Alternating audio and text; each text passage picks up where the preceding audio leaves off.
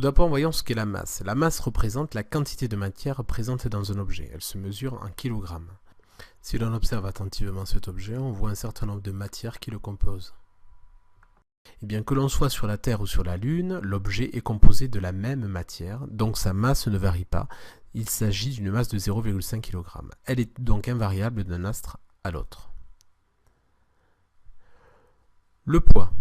Le poids représente non pas la masse, comme on vient de le voir, mais en fait une attraction, l'attraction de la Terre sur un objet. Elle se mesure en newtons. Si l'objet pèse 0,5 kg, son attraction sera d'un poids égal à 4,9 newtons, et ainsi de suite. On voit que si la masse augmente, l'étirement du ressort augmente, et le poids, qui se mesure avec un dynamomètre, augmente également.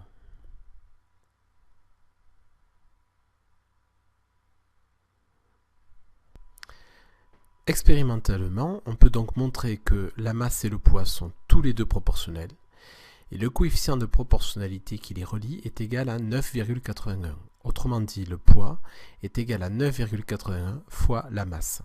Ce chiffre de 9,81 constitue ce qu'on appelle l'intensité de pesanteur, qui est égale à 9,81 newtons par kilogramme. Autrement dit, le poids est égal à G, cette intensité de pesanteur, fois la masse. Si l'on compare maintenant le poids du même objet sur Terre et sur la Lune, on voit qu'il est plus attiré sur Terre que sur la Lune. Une mesure au dynamomètre permettrait de montrer que le poids de 0,5 kg et de 4,9 newtons sur Terre et seulement de 0,8 newtons sur la Lune. Le poids sur Terre, comme on l'a vu, est de 9,81 fois m, et bien sur la Lune, il n'est seulement que de 1,6 fois m. Donc cette relation est universelle, le poids de l'astre est égal à la masse fois g de l'astre. C'est cette intensité de pesanteur qui varie d'un astre à l'autre.